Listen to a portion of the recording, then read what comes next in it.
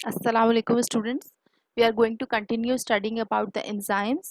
As you may recall that enzymes are protein in nature and they are the biocatalyst. It means कि हमारी body में जितने भी biochemical reactions हो रहे हैं all of those reactions require enzymatic activity. enzyme की वजह से उन reactions का rate increase या decrease हो सकता है और enzyme के action की वजह से ही ये possibility हो पाएगी कि वो reaction propagate हो सके body में. Okay? अच्छा, सबसे पहली चीज़ कि एंजाइम किस तरह से एक्ट करते हैं. Enzyme basically combine with the substrate molecule which has the ability to activate or inhibit the enzyme. Enzyme और सबस्ट्रेट का कॉम्प्लेक्स फॉर्म होता है विच कॉज कन्फॉर्मेशनल चेंजेस जिसकी वजह से एंजाइम और प्रोडक्ट बनते हैं. ठीक है. अच्छा, एंजाइम और सबस्ट्रेट का जो कॉम्प्लेक्स फॉर्म होता है that is an intermediate complex. वो रिवर्सिबल इन नेचर होता है. That complex can be broken down in either enzyme and substrate or enzyme and product. ये जो कॉम्प्लेक्स फॉर्म होता है इसके अंदर कौन कौन सी बॉन्डिंग्स इन्वॉल्व होती हैं. नॉन कोवेलेंट बॉन्ड्स इन्वॉल्व होते हैं because non covalent bonds are reversible in nature. Easily उनको ब्रेक डाउन किया जा सकता है without exerting too much forces. ठीक है. नॉन कोवेलेंट बॉन्ड्स आपके पास कौन कौन से होते हैं. हाइड्रोजन बॉन्ड्स होते हैं, वैन डर वाल्स फोर्सेस होती हैं, हाइड्रोफोबिक इंटरेक्शंस होते हैं. ठीक है.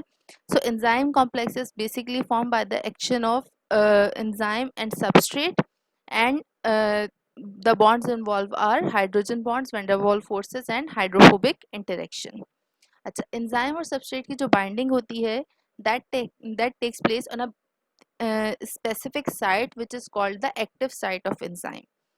ये जो एक्टिव साइट है इस पे एंजाइम और सबस्ट्रेट की बाइंडिंग के लिए दो तरह की पॉसिबिलिटीज हैं कि या तो एंजाइम की शेप बिल्कुल रिजिड हो, बिल्कुल सेम शेप का सबस्ट्रेट आपके पास आए और that combines with the enzyme just like a lock and key model कि एक स्पेसिफिक तरह का लॉक सिर्फ एक ही की से ओपन होगा. And the other one is induced fit model. Induced fit model में आपके पास क्या होगा कि एंजाइम की शेप और सबस्ट्रेट की शेप में थोड़ा बहुत डिफरेंस होता है but enzyme has the flexibility. Substrate अपनी शेप चेंज नहीं करेगा but enzyme has the flexibility to change its shape according to the substrate. और इसमें इस बात का ख्याल रखें कि enzymes are very much specific in nature. वो सिर्फ खास तरह के सबस्ट्रेट के लिए ही अपने आप को मॉडिफाई करेंगे. हर सबस्ट्रेट के लिए वो अपने आप को मॉडिफाई नहीं करते. और किस सूरत में वो अपने आप को मॉडिफाई करते हैं, जब सबस्ट्रेट और एंजाइम की जो शेप है उसमें बहुत ही माइनर डिफरेंसेस होते हैं. स्लाइट मॉडिफिकेशन से एंजाइम और सबस्ट्रेट आपस में कंबाइन हो सकते हैं. ठीक है. So template we have a template और lock in key model and an induced fit model. इन दोनों मॉडल्स में डिफरेंस क्या होता है कि लॉक इन की मॉडल में एज वी डिस्कस्ड बिफोर कि लॉक इन की मॉडल में एंजाइम की शेप जो है वो रिजिड होती है. अच्छा, बेसिकली ये जो दोनों मॉडल्स हैं ये साइंटिस्ट ने एंजाइमेटिक एक्टिविटी को एक्सप्लेन करने के लिए प्रेजेंट किए थे. तो लॉक इन की मॉडल पहले आया था लेकिन उसके अंदर ये प्रॉब्लम था कि it does not explain a lot of phenomena that were taking place in enzymatic reactions. For example allosteric modulation की हमने बात की थी. एलोस्टेरिक मॉड्यूलेशन क्या होती है कि एक एंजाइम है उसके साथ अगर एक्टिवेटर मॉलिक्यूल आके अटैच होगा तो वो एंजाइम एक्टिवेट हो जाएगा और अगर उसके साथ इनहिबिटर मॉलिक्यूल आके अटैच होगा तो वो इनहिबिट हो जाएगा. मीन्स कि एंजाइम आपका सेम रहेगा लेकिन जो उसको एक्टिवेट या इनहिबिट कर रहे हैं मॉलिक्यूल सबस्ट्रेट वो चेंज हो रहे हैं. So that type of binding is called as allosteric binding. अब allosteric binding lock and key model explain नहीं करता because lock and key model says कि एक एंजाइम है तो उसको एक ही तरह का सबस्ट्रेट जो है वो ऑपरेट कर सकता है. ठीक है. सो lock and key model got obsolete और उसकी जगह पे एक दूसरा मॉडल एक कॉशलैंड साइंटिस्ट था उसने रिप्रेजेंट किया which was the induced fit model which says कि enzyme has the proper flexibility to get conformational changes in its active site to attain the final shape and form of the substrate. ठीक है. जब substrate आएगा जिसके लिए वो enzyme working कर सकता है तो उसके लिए एंजाइम के अंदर कॉन्फॉर्मेशनल चेंजेस होंगे जिसकी वजह से वो सबस्ट्रेट के मॉलिक्यूल को अपने साथ अटैच होना अलाउ कर देगा. ठीक है. सो ये जो कॉन्फॉर्मेशनल चेंजेस हो रहे हैं that explains a lot of things that were happening in the enzymatic reactions. For example, saturation kinetics. अभी हम kinetics के बारे में आपको मैंने थोड़ा बहुत explain किया था पहले भी और आगे भी जब आप इसके बारे में पढ़ेंगे तो आपको ये चीज़ समझ में आएगी कि induced fit model किस तरह से saturation kinetics को explain करता है. उसके अलावा inhibition को explain करता है, competitive inhibition कि अगर दो एक जैसे मॉलिक्यूल्स प्रेजेंट हैं और दोनों के अंदर एंजाइम को इनहिबिट करने की प्रॉपर्टी है तो कौन सा मॉलिक्यूल ज़्यादा इनहिबिट करेगा एंजाइम को, ठीक है। और and it also explains the allosteric modulation, ठीक है। तो ये आपके पास दो तरह के मॉडल्स हैं, जिसमें से ज़्यादा जो बेटर थ्योरी है वो कौन सी थ्योरी है, कॉशलैंड मॉडल और induced fit model. Next we have the factors which affect the enzymatic actions. ये कुछ फैक्टर्स यहाँ पे मैंने आपको इनलिस्ट किए हैं: pH, temperature, substrate concentration, enzyme concentration, product concentration and presence of inhibitors और एक्टिवेटर्स। ये तमाम वो फैक्टर्स हैं जिसकी वजह से एंजाइम का एक्शन जो है वो इम्प्रूव या डिक्रीज हो सकता है, ठीक है। So first one is pH. PH का अगर आप यहाँ पे ग्राफ देखें कि पीएच जो है उसकी आपके पास स्केल होता है 0 to 14 का, ठीक है। हर एंजाइम की एक अपनी ऑप्टिमम पीएच होती है जिस पर वो सबसे ज़्यादा बेहतर एक्ट करता है। अगर वो एंजाइम एसिडिक कंडीशन में ज़्यादा अच्छा एक्ट कर सकता है तो अल्कलाइन कंडीशन में उसकी एक्टिविटी इतनी ज़्यादा अच्छी नहीं होगी। उसका रीज़न क्या होता है कि for example catalytic property may require an amino acid group is protonated form, ठीक है। अब वो अमाइनो एसिड ग्रुप जो है वो अगर डीप्रोटोनेट हो जाता है एट अल्कलाइन पीएच तो उसका रेट ऑफ रिएक्शन डिक्रीज कर जाएगा। सो इस वजह से एंजाइम की जो एक्टिविटी है, क्योंकि एंजाइम को एक्टिवेट होने के लिए एक खास तरह की फॉर्म रिक्वायर्ड होती है, इधर it will be protonated form और डीप्रोटोनेटेड फॉर्म, ठीक है। और हर फंक्शनल ग्रुप की अपनी एक प्रॉपर्टी होती है कि वो किस तरह की पीएच पे प्रोटोनेटेड फॉर्म में प्रेजेंट होते हैं और किस तरह की पीएच पे वो डीप्रोटोनेटेड फॉर्म में प्रेजेंट होते हैं। तो एंजाइम हमेशा एक स्पेसिफिक पीएच पे ही सबसे बेस्ट एक्शन देते हैं। उसकी एक रेंज होती है। फॉर एग्जांपल अगर आप डाइजेशन की बात करें तो आपको पता है कि जो एंजाइम प्रोटीन डाइजेस्ट कर रहे होते हैं those are better activated in intestine, ठीक है। तो इसी तरह से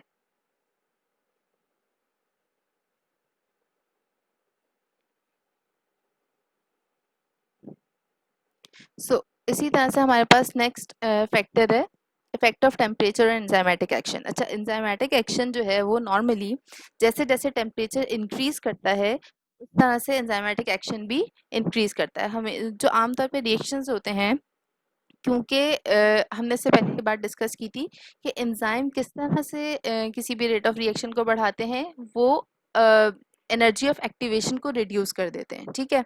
अब एनर्जी ऑफ एक्टिवेशन को एंजाइम रिड्यूस कर रहा है और जितनी एनर्जी ऑफ एक्टिवेशन रिक्वायर्ड है वो टेम्परेचर की वजह से सिस्टम को मिल रही है, तो उसकी वजह से रेट ऑफ रिएक्शन इंक्रीज कर जाता है। लेकिन एक स्पेसिफिक टेम्परेचर पे आके, क्योंकि एंजाइम प्रोटीन इन नेचर होते हैं और वो टेम्परेचर से डिस्ट्रॉय हो सकते हैं, सो हाई टेम्परेचर पे जाके जब एंजाइम की डीनेचरेशन हो जाती है, प्रोटीन की डीनेचरेशन हो जाती है, तो उसके बाद एंजाइमेटिक एक्शन डिक्रीज करना स्टार्ट कर जाता है। सो अगेन जिस तरह से पीएच की स्पेसिफिक रेंज होती है, लेकिन पीएच की स्पेसिफिक रेंज होने का रीज़न प्रोटोनेशन एंड डीप्रोटोनेशन होता है। यहाँ पे आपके पास क्या है कि जब तक टेम्परेचर इंक्रीज हो रहा है और एंजाइम अपनी ट्रू फॉर्म में है उस वक्त तक एंजाइमेटिक एक्शन इंक्रीज होगा, और जैसे ही एंजाइम टेम्परेचर इतना बढ़ जाएगा कि वो एंजाइम को डीनेचर कर दे तो वहाँ से आपके पास एंजाइमेटिक एक्शन डिक्रीज होना शुरू हो जाएगा। Then next we have substrate concentration और enzymatic action. सबस्ट्रेट कंसंट्रेशन जैसे जैसे इंक्रीज करेगी एंजाइमेटिक रिएक्शन इंक्रीज करेगा, but once whole of the enzyme has been saturated तो उसके बाद आप कितनी भी सबस्ट्रेट कंसंट्रेशन इंक्रीज कर दे वेलोसिटी ऑफ रिएक्शन इंक्रीज नहीं करेगी, ठीक है। हमने मिकलिस मेंटन इक्वेशन में भी इसके बारे में पढ़ा था कि एंजाइमेटिक एक्शन डिपेंड करता है, डायरेक्टली प्रोपोर्शनल होता है एंजाइम की कंसंट्रेशन से एंड सबस्ट्रेट की कंसंट्रेशन से। लेकिन सबस्ट्रेट की कंसंट्रेशन एक स्पेसिफिक पॉइंट पे आने के बाद एंजाइमेटिक एक्शन को इंक्रीज करना स्टॉप कर देती है। उसका रीज़न क्या होता है कि सबस्ट्रेट हमेशा एंजाइम से बहुत ज़्यादा क्वांटिटी में प्रेजेंट होता है। Once whole of the enzyme has been saturated, अब जितना भी आप सबस्ट्रेट बढ़ा लें, क्योंकि एंजाइम प्रेजेंट नहीं है, एंजाइम सबस्ट्रेट कॉम्प्लेक्स नहीं बन सकता, तो रेट ऑफ रिएक्शन अफेक्ट नहीं होगा। Next we have the effect of enzyme concentration और एंजाइमेटिक रिएक्शन। ये आप इससे पहले हम ये चीज़ डिस्कस कर चुके हैं कि इट इज़ डायरेक्टली प्रोपोर्शनल। इसमें आपके पास कोई लिमिटेशंस नहीं है, जितना ज़्यादा आपके पास एंजाइम की कंसंट्रेशन बढ़ती जाएगी एंजाइमेटिक एक्टिविटी बढ़ती जाएगी, because substrate is always in a larger quantity. Okay, product concentration और एंजाइमेटिक रिएक्शन, जैसे जैसे प्रोडक्ट की फॉर्मेशन होती है एक हमारे पास फीडबैक मैकेनिज्म होता है। जब बॉडी में रिक्वायर्ड प्रोडक्ट आ जाती है उसके बाद एंजाइम के पास सिग्नल जाता है कि अब हमारे पास इनफ प्रोडक्ट बन गई है, now the enzymatic action needs to be stopped. तो हमारे पास इसके लिए एक फीडबैक मैकेनिज्म है जिसकी वजह से प्रोडक्ट की कंसंट्रेशन जैसे जैसे इंक्रीज होगी एंजाइमेटिक रिएक्शन विल डिक्रीज। अच्छा, इसका एक और एस्पेक्ट ये हो सकता है कि समटाइम्स दो रिएक्शंस हमारे पास हो रहे हैं, एक स्टेप 1 है और एक स्टेप 2 है। स्टेप 1 में हमारे पास प्रोडक्ट ए बनी और अ, जब प्रोडक्ट ए हमारे पास कंप्लीट हो गई तो स्टेप 1 का एंजाइम जो है वो इनहिबिट हो गया। अब now we have to move from step 1 to step 2, तो जो हमारे पास प्रोडक्ट बन गई है that will now activate the enzymes of step 2। तो हमारे पास स्टेप बाय स्टेप जो मैकेनिज्म्स हो रहे होते हैं उसमें sometimes product has the ability to increase enzymatic action. ठीक है, जिस स्टेप की वजह से वो प्रोडक्ट बनी है उसका एंजाइम तो इनहिबिट हो रहा है लेकिन नेक्स्ट स्टेप के एंजाइम को वो एक्टिवेट करेगा।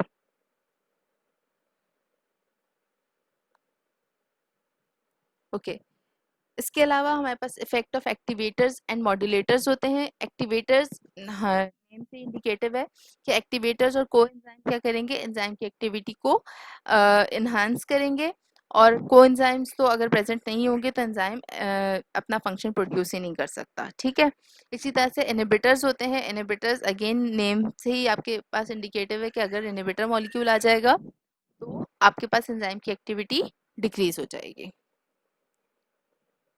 Next we have the Michaelis Menten equation. It's a very important equation. ये आपको सबस्ट्रेट और एंजाइम के जो रिएक्शंस हैं उसकी वेलोसिटी के बारे में, उसके रेट के बारे में, सबस्ट्रेट कंसंट्रेशन के बारे में बहुत इंपॉर्टेंट इन्फॉर्मेशन देती है। हमने इससे पहले भी इसको जूम की क्लास में डिस्कस किया था, थोड़ा सा मैं आपको एक दफ़ा फिर से बता देती हूँ इसके बारे में कि मिकलिस मेंटन इक्वेशन का जो बेसिक मॉडल है it explains four parameters. The first one is initial reaction velocity. ये वो reaction velocity है जब आपने एंजाइम और सबस्ट्रेट को आपस में कंबाइन किया है और एंजाइम ने अभी अपना रिएक्शन एक्शन प्रोड्यूस करना स्टार्ट नहीं किया है।